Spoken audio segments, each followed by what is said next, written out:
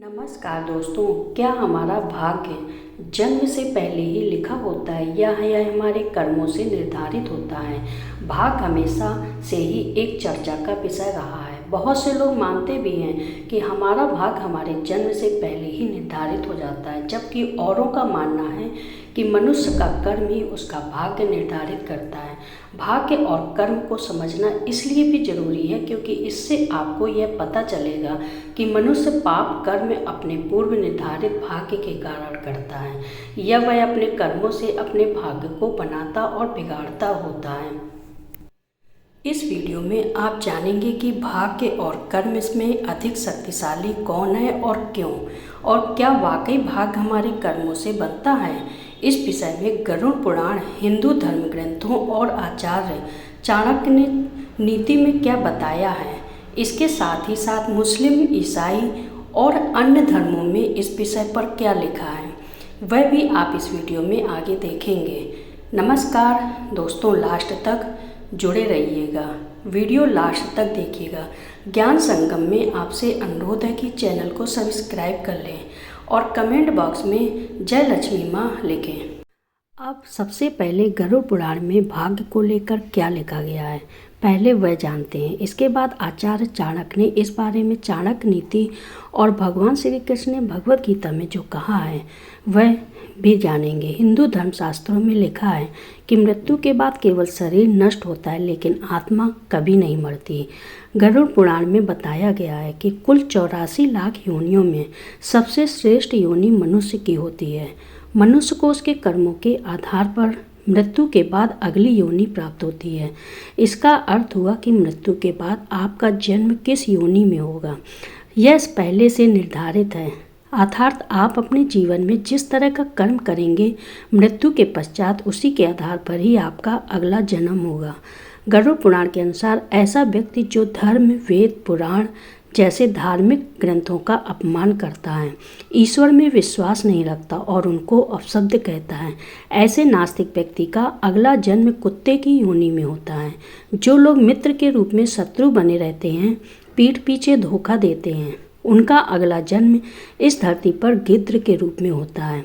अर्थात गरुड़ पुराण के अनुसार मनुष्य के द्वारा इस जीवन में जो कर्म किए जाते हैं उसी आधार पर उसका अगला जीवन और उस नए जीवन में मिलने वाले कष्ट व्यक्ति के जन्म से पहले ही निर्धारित हो जाते हैं। दोस्तों, आचार्य चाणक्य के अनुसार व्यक्ति अपने कर्मों से ही अपनी मृत्यु को भी प्रभावित कर सकता है। आचार्य चाणक्य ने चाणक्य नीति के श्लोक में बताया भी है कि किसी भी मनुष्य के भाग्य की 5 चीज़ें माँ के गर्भ में ही तय हो जाती हैं: आयु, कर्म व वित्तम व विद्या निधन, मेव व पंचता सस्ते गर्भ रसव देहि। अर्थात इस धरती पर रहने वाले हर एक देव प्राणियों की आयु, कर्म, धन, संपत्ति, विद्या और मृत्यु का समय, यह 5 चीज़ें उसके भाग्य में ही उसी समय लिख दी जाती हैं जब वह अपनी माँ के गर्भ में होता है। आचार्य चाणक्य के अनुसार किसी भी शिशु की आयु माँ के गर्भ में ही तय हो जाती है। बच्चा अल्पायु होगा या दीर्घायु इस संसार में आ पाएगा या नहीं, यह सब माँ के गर्भ में ही तय हो जाता है। आचार्य चाणक्य के अनुसार हर व्यक्ति को अपने कर्मों के हिसाब से सुख दुख भोगना पड़ता है। यह कर्म सिर्फ वर्तमान के नहीं बल्कि पिछले जन्म के भी होते हैं। लाखों प्रयास के बाद भी आपके अच्छे और बुरे का फैसला आपके कर्मों के आधार पर ही होता है। इस श्लोक के अनुसार माँ के पेट में ही यह निर्णय हो जाता है कि बच्चे के भाग्य में धन लाभ है या नहीं, बच्चा कहाँ तक पढ़ेगा, विद्या ग्रहण कर ली तो उसका सदुपयोग जीवन में कितना कर पाएगा, यह सभी बातें माँ के गर्भ में ही तय हो जाती हैं। आचार्य चाणक्य के अनुसार मनुष्य के जीवन में लगभग एक बार मृत्यु का योग बनता है, जिसमें एक बार काल मृत्यु और बाकी अकाल मृत्यु होती हैं। अकाल मृत्यु को कर्म और भोग से बदला जा सकता है, लेकिन काल मृत्यु को बदला नहीं जा सकता। अब जानते हैं कि इस विषय में भगवान श्री कृष्ण ने गीता में क्या कहा है। दोस्तों, गीता में श्री कृष्ण ने बताया है कि मनुष्य का भाग्य किन चीज़ों से तय होता है। यह गीता के अनुसार मनुष्य अपने भाग्य का निर्माण खुद करता है। जीवन के हर एक कदम पर हमारी सोच, हमारा व्यवहार और हमारे कर्म ही हमारा भाग्य निर्धारित करते हैं। हिंदू धर्मशास्त्रों में भगवान श्री कृष्ण के जन्म की एक कथा बताई गई है, जिसमें कंस के लिए एक भविष्यवाणी होती है कि उसके भाग्य में देवकी की 8वीं संतान से वध होना लिखा है। यह भविष्यवाणी सच न हो, इसके लिए कंस ने वह सब कुछ किया जो वह कर सकता था, लेकिन अंत में कंस की मृत्यु उसके भाग्य के अनुसार माता देवकी के 8वीं संतान श्री कृष्ण द्वारा हुई। कंस को अपने भाग्य से बचने के लिए इतना सब कुछ करने की जरूरत नहीं थी। उसे सिर्फ अपना कर्म सुधारने की जरूरत थी, जो उसके अधिकार में था।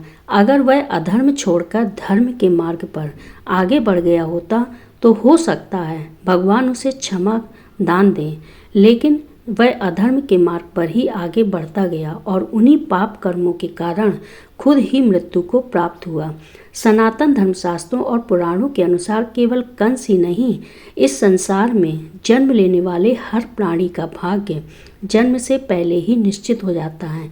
कोई व्यक्ति कब जन्म लेगा, क्या करेगा और अपना पूरा जीवन वो कैसे व्यतीत करेगा, यह सब कुछ उसके जन्म से पहले ही निर्धारित हो जाता है, जिसके अनुरूप ही उसका अगला जन्म होता है। लेकिन इसका अर्थ यह नहीं है कि हम सब कुछ भाग्य पर ही छोड़ दें, क्योंकि भाग्य भी कर्म से बदला जा सकता है। इस्लाम में भाग्य को किस्मत कहा गया है। किस्मत का मतलब है कि सब कुछ पहले से ही अल्लाह की मर्जी से होता है। हिंदू धर्म में भाग्य को प्रारब्ध कहते हैं। प्रारब्ध का मतलब है कि हमारा वर्तमान जीवन पिछले जन्मों में संचित किए गए सकारात्मक या नकारात्मक कर्मों का फल है। हिंदू पुराण कहते हैं कि हमारा भाग्य हमारे पिछले कर्मों से बनता है, परंतु यही भाग्य वर्तमान कर्मों से भी प्रभावित होता है। इसलिए हमें अपने कर्मों को सुधारने का प्रयास करना चाहिए और साथ में अपने भाग्य को भी स्वीकार करना चाहिए। अब बाइबल के अनुसार हमारी दुनिया में कर्म भाग से बड़ी भूमिका निभाता है। बाइबल कहती है कि परमेश्वर अपने लोगों को उनके कर्म के अनुसार ही अपने साथ रखते हैं और उसे हर मुसीबत से बचाते हैं। जो अपने कर्म पर अपने भाग्य से ज़्यादा विश्वास करता है, ईश्वर उनके कर्म को ही नियति में बदल देते हैं। दोस्तों, क्या आपने कभी सोचा है कि कर्म और भाग्य में श्रेष्ठ कौन है? भाग्य और कर्म में से कौन ज़्यादा महत्वपूर्ण होता है? यह एक बहुत ही विवादास्पद और व्यक्तिगत प्रश्न है। कुछ लोग कहते हैं कि भाग्य ही सब कुछ होता है, अन्य लोग कहते हैं कि कर्म ही सब कुछ होता है, जबकि बहुत से लोग मानते हैं कि भाग्य और कर्म दोनों ही महत्वपूर्ण होते हैं। पुराणों के अनुसार भाग्य और कर्म में कर्म को श्रेष्ठ माना गया है, क्योंकि भाग्य पर हमारा कोई नियंत्रण नहीं होता, परंतु कर्म पर हमारा नियंत्रण होता है। हम सब कुछ हासिल कर सकते हैं अपने कर्म पर। दूसरे शब्दों में कहें तो कर्म फल ही भाग्य है। कर्म से ही भाग्य का निर्माण होता है, इसीलिए कर्म को ही श्रेष्ठ माना गया है। मेरा भी मानना है कि भाग्य और कर्म दोनों ही महत्वपूर्ण होते हैं, परंतु कर्म भाग्य से अधिक महत्वपूर्ण होता है, क्योंकि कर्म हमारा नियंत्रण में है और भाग्य हमारा नियंत्रण में नहीं होता है। कर्म से हम अपना भाग्य सुधार सकते हैं और भाग्य से हम अपना कर्म सुधार सकते हैं। यदि आप कड़ी मेहनत करके सफल होते हैं तो वह भी आपके कर्म के कारण ही होता है, यानी आपको कर्म करते रहना होगा। लेकिन अगर आप कुछ भाग्य पर छोड़ देंगे तो आप कभी सफल नहीं होंगे। तो दोस्तों, भाग्य और कर्म पूरी तरह आपसे जुड़ा होता है। उम्मीद है मनुष्य का भाग्य कब तय होता है, जन्म से पहले या जन्म के बाद, आपको समझ में आ गया होगा। यह वीडियो अच्छा लगा हो तो चैनल को लाइक करें, सब्सक्राइब करें और अपने दोस्तों रिश्तेदारों के साथ शेयर करें।